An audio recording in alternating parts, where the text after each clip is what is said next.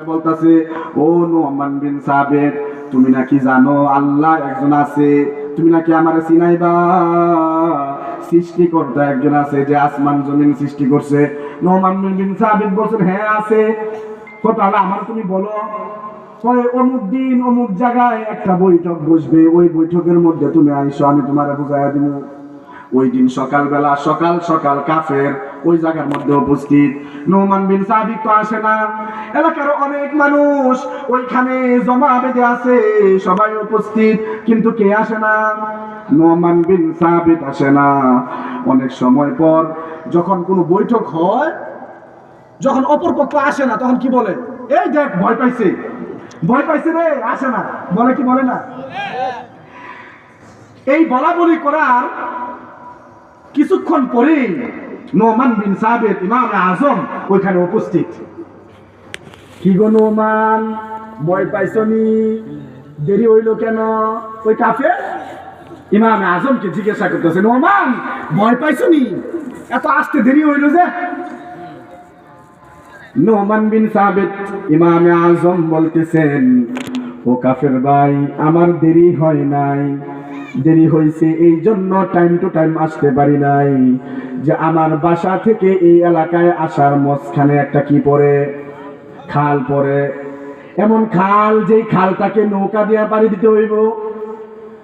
আমি অনেক সময় ওই খালের পাশে এসে দাঁড়িয়েছিলাম, দেখলাম কোনো নৌকা আসে না, কোনো মাঝিও নাই।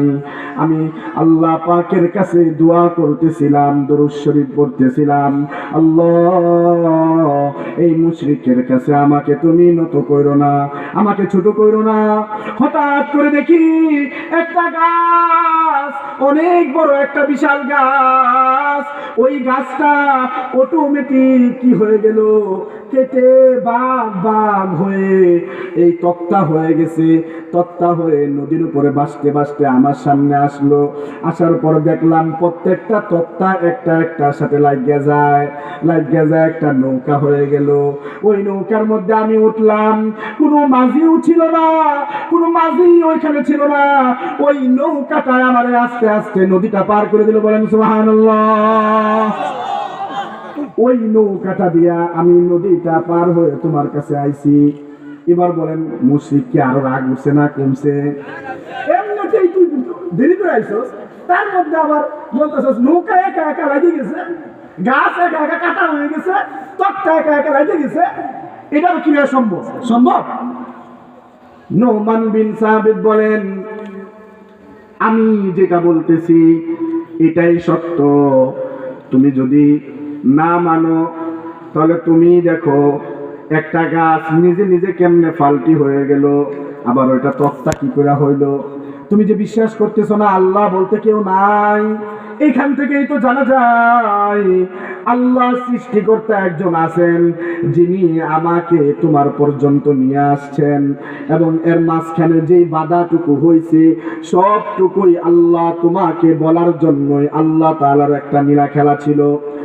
ও মুশরিক ভাই, আসমান জমিন আল্লাহ পাক সৃষ্টি করেছেন, এই কথা যদি তুমি বিশ্বাস না করো, আসমান তাহলে কেমনে কিসের রূপে দাঁড়ায় আছে? আসমান কি কোনো খুঁটির রূপে দাঁড়ায় আসেনি? ওই মুশরিক বলতেছে, না না, আসমান তো এমনি দাঁড়ায় রয়েছে। কেমনে দাঁড়ায় রয়েছে? মাথায় তো ধরতেছে না। নোমান বিন সাবিত বলেন, ও কাফের ভাই, এই আসমানটা আল্লাহ পাক যখন কুন ফায়াকুন বলছেন, উনার কুন ফায়াকুন বলার সাথে সাথে আসমান জমিন কি হয়ে গেছে? সৃষ্টি হয়ে গেছে।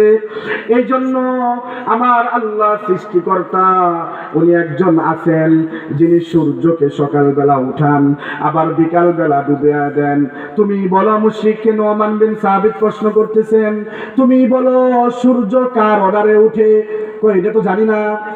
সূর্য যদি না উঠতে পারে তাহলে মনে করবা আমার আল্লাহর ওয়ার্ডার হয় নাই, দুনিয়া ধ্বংস হয়ে যাবে সূর্য না উঠলে।